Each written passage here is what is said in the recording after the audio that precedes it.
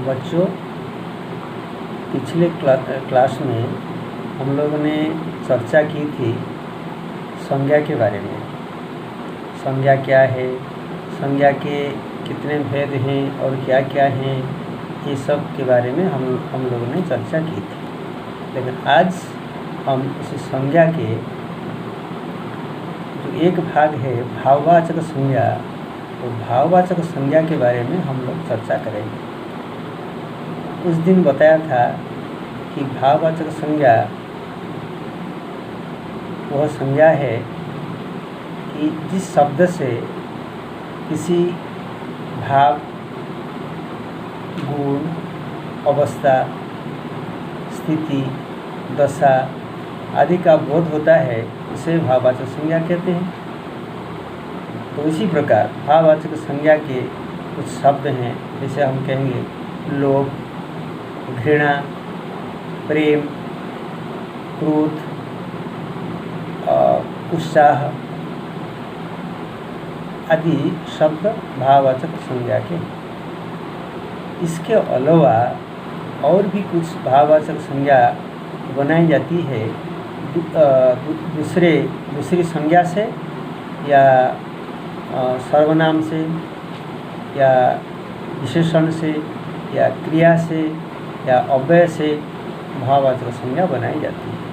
मान लीजिए जातिवाचक संज्ञा, जातिवाचक संज्ञा से भाववाचक संज्ञा बनाई जा सकती है। जैसे जातिवाचक संज्ञा हम कहेंगे लड़का, तो भाववाचक संज्ञा बनाएंगे लड़कप। बच्चा, बचपन। बूढ़ा, बुढ़ापा। तो इस प्रकार हम जातिवाचक संज्ञा से भाववाचक संज्ञा बनाते हैं। और मान लीजिए गुरु, गुरु से भाववाचक संज्ञा बनाएंगे गौरव। देव से भाववाचक संज्ञा बनाएंगे देवत्व। जैसे पुरुष जातिवाचक संज्ञा है, इससे भाववाचक संज्ञा बनाएंगे पुरुषत्व। तो इस प्रकार जातिवाचक संज्ञा से भाववाचक संज्ञा बनाई जाती है। उसी प्रकार हम लोग सर्वनाम से भाववाचक संज्ञा बनाएंगे। सर्वनाम से, सर्वनाम हम जानते हैं कि संज्ञा के स्थान पर जिस शब्दों का प्रयोग होता है उसको सर्वनाम कहते हैं। मान लीजिए निज, उसका भाववाचक संज्ञा बनाएंगे निजना। निज हेले निजता, निजता। अच्छा, जैसे एक क्या होगा, एकता। स्व, स्वत्व। अपना, अपनत्व या अपनापन। मम, मम से भाववाचक संज्ञा बनाएंगे ममता, है ना। तो इस प्रकार सर्वनाम से भी भाववाचक संज्ञा बनाई जाती है। इसके बाद मान लीजिए विशेषण से हम नाम भाववाचक संज्ञा बनाएंगे। विशेषण जानते हो, संज्ञा और सर्वनाम की विशेषता को जो शब्द बताता है उसको विशेषण कहते हैं। तो उसी प्रकार मान लीजिए बुरा, बुरा से भाववाचक संज्ञा बनाएंगे बुराई। काला, कालापन। तो जैसे हरा, हरा एक शब्द है, उससे भाववाचक संज्ञा बनाएंगे हरियाली। दुष्ट से भाववाचक संज्ञा बनाएंगे दुष्टता। सरल से भाववाचक बनाएंगे सरलता। सत्य से भाववाचक बनाएंगे सत्यता। इस प्रकार विशेषण से भी भाववाचक संज्ञा बनाई जाती है। और क्रिया, क्रियापद से भी भाववाचक संज्ञा बनाई जाती है।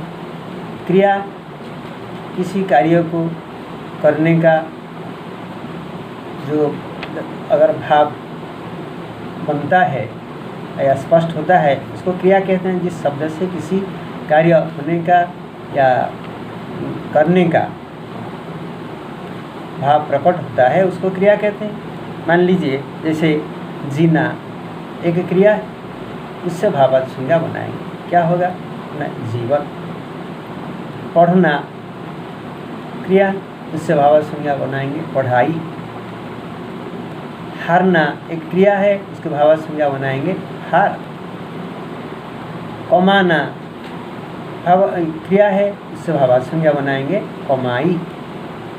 जैसे लिखना क्रिया है, इससे भाववाचक संज्ञा बनाएंगे लिखाई।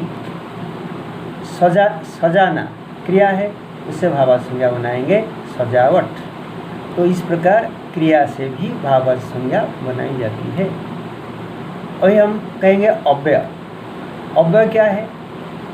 जिस शब्द का कोई परिवर्तन नहीं होता, यानी लिंग, वचन, पुरुष, कारक के भेद से कारक के रूप में जब प्रयोग होता है, इनमें जिस शब्द का प्रयोग होता है वह एक ही प्रकार हमेशा उसका रूप रहता है, उसको कहते हैं अव्यय। जैसे दूर एक अव्यय शब्द है, तो उसको भाववाचक संज्ञा बनाएंगे दूर से दूरी। निकट भाववाचक संज्ञा बनाएंगे, ये अव्यय शब्द है तो निकटता। शाबाश ये अव्यय शब्द है, अव्यय पद है, इसे भाववाचक संज्ञा बनाएंगे शाबाशी। इसे अधीन एक अव्यय शब्द है, इससे भाववाचक संज्ञा बनाएंगे अधीनता। तो इस प्रकार यानी जातिवाचक संज्ञा से, सर्वनाम से, विशेषण से, क्रिया से, अव्यय से भाववाचक संज्ञा बनाई जाती है। तो ये हो गया भाववाचक संज्ञा के बारे में विशेष जानकारियाँ। तो हम जानते हैं संज्ञा एक विकारी शब्द है। विकारी का अर्थ उस दिन बताया था, विकारी का अर्थ है परिवर्तन। भिन्न भिन्न स्थान में जब इसका प्रयोग होता है, उनका रूप बदल जाता है ना। तो कैसे लिंग, वचन, पुरुष, कारक आदि में जब इसका संज्ञा का प्रयोग होता है तो संज्ञा के रूप में परिवर्तन आता है। इसीलिए संज्ञा को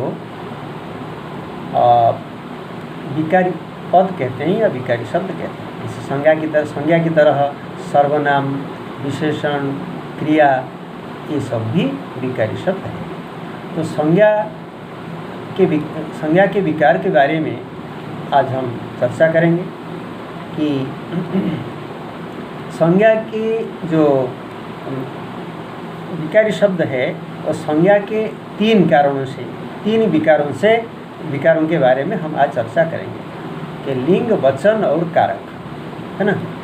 लिंग, वचन और कारक के बारे में हम चर्चा करेंगे। लिंग के द्वारा संज्ञा में कैसे परिवर्तन होता है। लिंग क्या है, पहले जानना चाहिए कि लिंग क्या है। लिंग क्या है? लिंग मतलब अंग्रेजी में इसको कहते हैं जेंडर। तो संज्ञा के जिस रूप से व्यक्ति या वस्तु की जाति का बोध होता है, यानी पुरुष जाति का है या स्त्री जाति का है, इसे बोध होता है, इसको लिंग कहते हैं, है ना। तो संज्ञाओं के हम तीन मुख्य जातियों में विभाजित करते हैं, पुंगलिंग, स्त्रीलिंग और क्लीवलिंग। लेकिन हिंदी भाषा में केवल दो लिंग हैं, पुंगलिंग और स्त्रीलिंग। हिंदी में क्लीवलिंग नहीं है। तो क्लीवलिंग के शब्द को हम वही पुंगलिंग और स्त्रीलिंग में रखते हैं। तो किस प्रकार रखते हैं? इसीलिए हिंदी को यानी और दो भाग में बांटा गया है, जैसे पुंगलिंग, स्त्रीलिंग और प्राणीवाचक पुंगलिंग, अप्राणीवाचक पुंगलिंग, प्राणीवाचक स्त्रीलिंग और अप्राणीवाचक स्त्रीलिंग। यही है हिंदी की विशेषता। हिंदी की विशेषता यही है, एक लिंग में इसी प्रकार नियम बनाया गया है, प्राणीवाचक और अप्राणीवाचक के रूप। इसीलिए आज हम अप्राणीवाचक पुंगलिंग के बारे में चर्चा करेंगे। अप्राणीवाचक पुंगलिंग, मान लीजिए हमारे शरीर के कुछ अंग है ना। तो जैसे मस्तक, तालू, अंगूठा, मुक्का, नाखून, जैसे ये बाल, पेट, चर्म, लहू, खून, रुधिर, शरीर, ये सब शब्द पुंगलिंग के अंतर्गत हैं। बाकी इसको अपवाद में है, मतलब और दूसरे कुछ लिंग हैं जो इसको स्त्रीलिंग में रखा गया है, जैसे कलाई, कोहनी, आँख, नाक, जीभ, त्वचा, ठोड़ी, वाह, हड्डी, इंद्रिय, देह, कांख, दाढ़ी, मूंछ, जांघ, खाल, खाल मतलब चमड़ा जो, नस, छाती, पीठ आदि ये सब स्त्रीलिंग के अंतर्गत है ना। तो इस प्रकार अप्राणीवाचक पुंगलिंग के अंतर्गत ये हैं, और बाकी अपवाद में जो बताया वो सब स्त्रीलिंग के अंतर्गत है ना। जैसे हम कहेंगे अप्राणीवाचक पुंगलिंग में रत्न कुछ आते हैं, रत्नों का नाम मोती, माणिक, पन्ना, हीरा, जवाहर, जैसे नीलम, पुखराज आदि ये सब पुंगलिंग के अंतर्गत। और अपवाद में रह गया है कुछ रत्न जो स्त्रीलिंग के अंतर्गत हैं, जैसे मणि,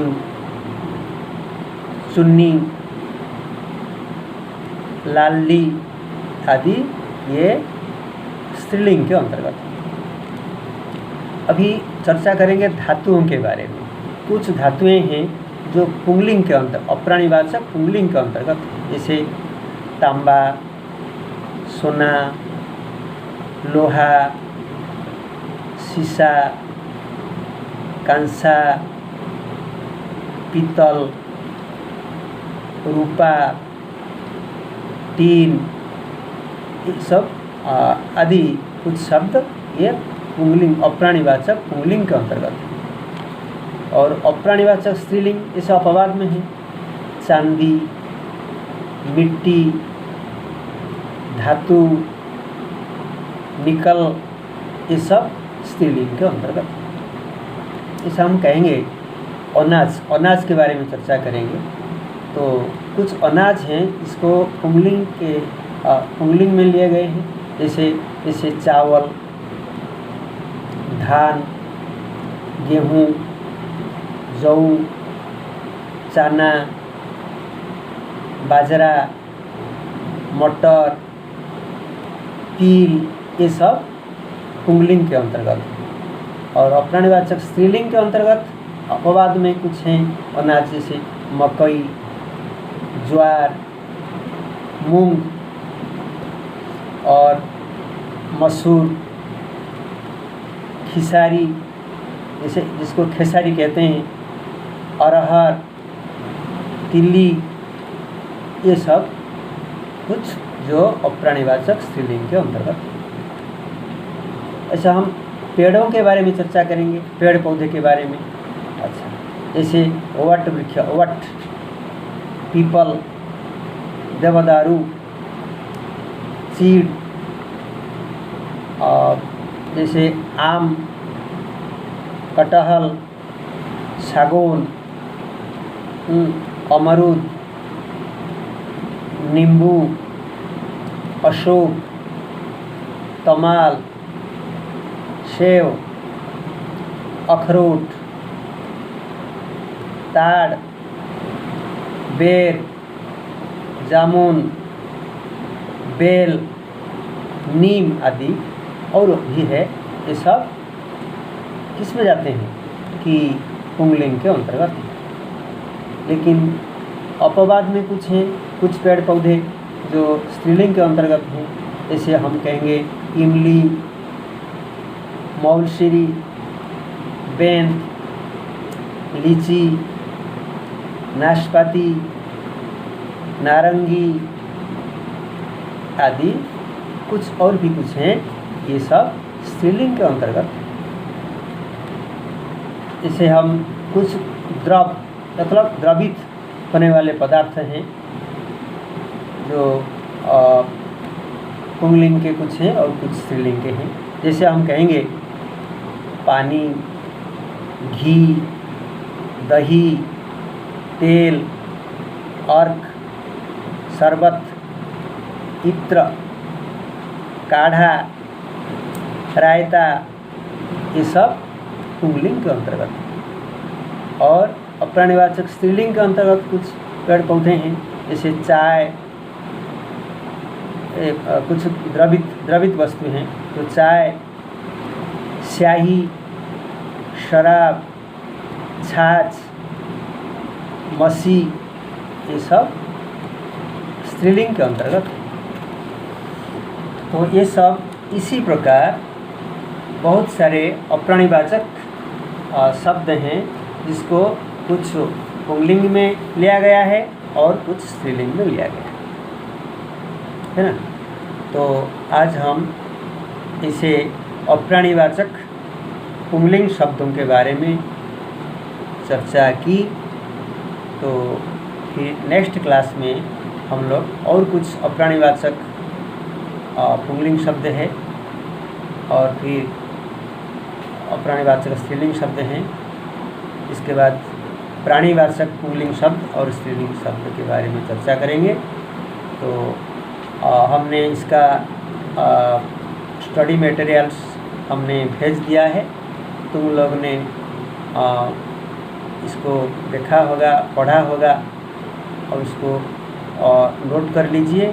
जहाँ कहीं डाउट है उसको पूछ लीजिए फ़ोन के माध्यम से। अगर कहीं डाउट है, कुछ कहीं डिफ़िकल्टीज है, समझ में नहीं आया है तो पूछ लीजिए। आज हम इतना ही चर्चा करेंगे। बस, धन्यवाद।